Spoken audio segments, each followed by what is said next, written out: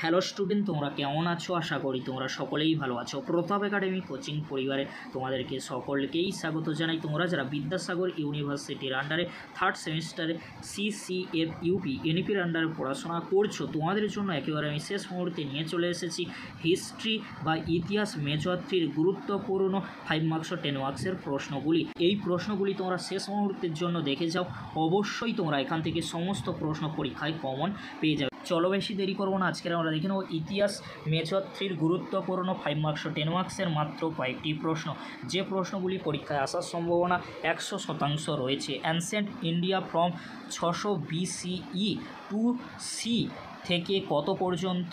650 CE পর্যন্ত।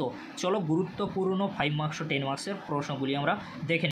First প্রশ্ন, মৌর্য শিল্পের প্রধান বৈশিষ্ট্যগুলি কী ছিল?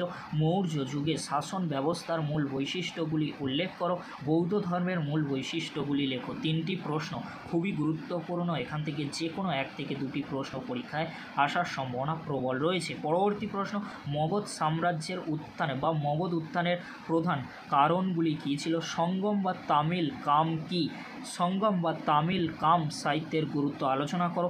গুপ্ত যুগের স্থাপত্য ও ভাস্কর্য ওপর একটি সংক্ষিপ্ত টিকা লেখো। প্রশ্নগুলি কিন্তু খুবই গুরুত্বপূর্ণ 5 মার্কসের জন্য। নেক্সট প্রশ্ন, কুষাণ সম্রাট কনিষ্কের কৃতিত্ব আলোচনা করো। বর্ণ ও জাতি প্রথার মধ্যে পার্থক্য কী? ভূমিদান প্রথা যেমন অগ্রহারের তাৎপর্য কী ছিল? 3টি প্রশ্ন খুবই গুরুত্বপূর্ণ 5 মার্কসের জন্য। নেক্সট প্রশ্ন, গুপ্ত যুগের নগর অবক্ষয়ের কারণগুলি উল্লেখ করো। শশাঙ্কের গৌড় রাজ্য সম্পর্কে একটি সংক্ষিপ্ত বিবরণ দাও। ব্রাহ্মণ্যবাদী ঐতিহ্যের মূল উপাদানগুলি যেমন ধর্ম, বর্ণাশ্রম, পুরুষার্থ সংস্কার কী ছিল? অবশ্যই তোমরা 5 মার্কসের জন্য ভালো করে রেডি করবে উত্তরগুলি। পুষ্যভূতি বংশের উত্থান সম্পর্কে একটি সংক্ষিপ্ত টিকা লেখো। পল্লব বা চালুক্যদের রাজনৈতিক কৃতিত্ব আলোচনা করো। প্রশ্নগুলি কিন্তু 5 মার্কসের জন্য খুবই গুরুত্বপূর্ণ। এক্সট্রা হিসেবে কিছু প্রশ্ন রয়েছে, তোমরা দেখে নাও, আমি আলোচনা করছি না। প্রশ্নগুলি এক্সট্রা হিসেবে তোমরা রেডি করতে পারো। এবারে তোমরা দেখে নাও 10 মার্কসের জন্য মাত্র কয়েকটি প্রশ্ন, যে প্রশ্নগুলি রেডি করলে অবশ্যই তোমরা 3টি 10 মার্কসের প্রশ্ন পরীক্ষায় কমন পেয়ে যাবে। 10 মার্কসের জন্য গুরুত্বপূর্ণ প্রশ্নগুলি তোমরা দেখে নাও। মৌর্য সাম্রাজ্যের উত্থান, বিস্তার এবং শাসন ব্যবস্থা আলোচনা করো। এর পতনের কারণগুলি কী ছিল? মৌর্য সাম্রাজ্য থেকে 5 কিংবা 10 মার্কসের জন্য যে কোনো 1 থেকে 2টি প্রশ্ন কিন্তু আসতে পারে।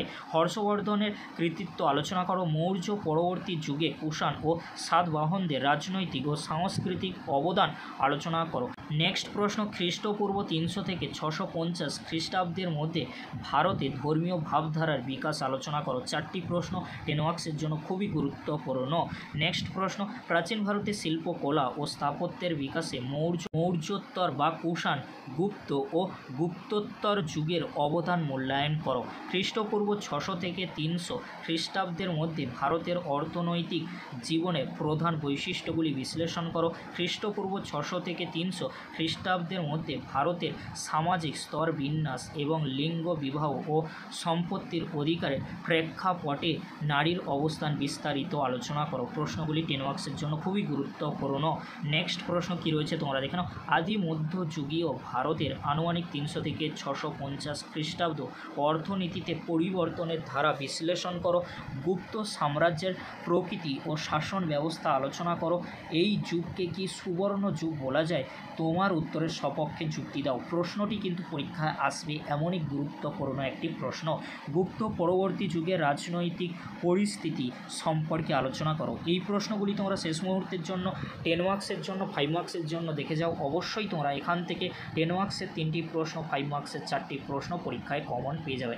এই যে প্রশ্নগুলি বললাম, এই প্রশ্নের 2 মার্কসের জন্য কিভাবে তোমরা রেডি করবে? যে টপিকটা তোমরা পড়ছো ইম্পর্টেন্ট হিসাবে, সেই প্রশ্নটি উত্তর করার সময় সেখান থেকে 2 মার্কসের জন্য কিছু প্রশ্ন রেডি করে নাও। অবশ্যই তোমরা সেখান থেকে কিন্তু প্রশ্ন পরীক্ষায় কমন পেয়ে যাবে। আজকের এতটুকু, পরবর্তীতে দেখা হচ্ছে মেজর 4-এর গুরুত্বপূর্ণ 2, 5 ও 10 মার্কসের প্রশ্নগুলি নিয়ে।